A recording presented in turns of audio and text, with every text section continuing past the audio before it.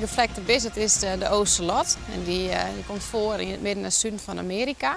Ze leven in de natuur alleenig. Nou, daar is natuurlijk een reden voor. Ze moeten dan natuurlijk jagen om hun prooidieren te vangen. En als ze eindelijk een prooidier hebben, worden ze die natuurlijk net dealen met een oren. Nou, hier in de dierentuin is dat oors. Dat is natuurlijk, ja, hier kennen ze wel met zijn beiden leven. We hebben hier een mandje en een wiefje zitten. En dat ken je prima, want hier hebben ze genoeg te eten.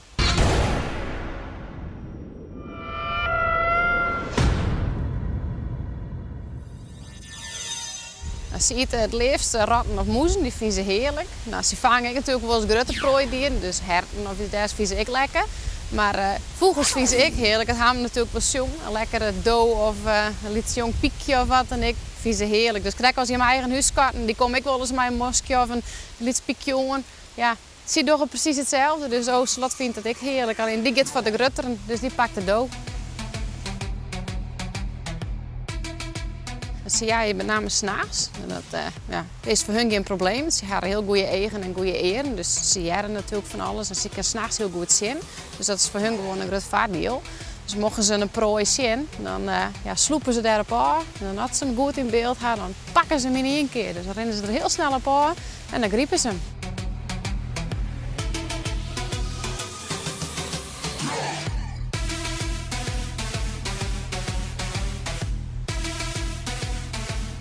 Het is wel fijn dat ze een goede skutkleur hebben. Haast ik beneden. Want ja, ik hun haar vijand. Ben natuurlijk wel heel grote katachtigen. Dus ze is een lietse katachtige.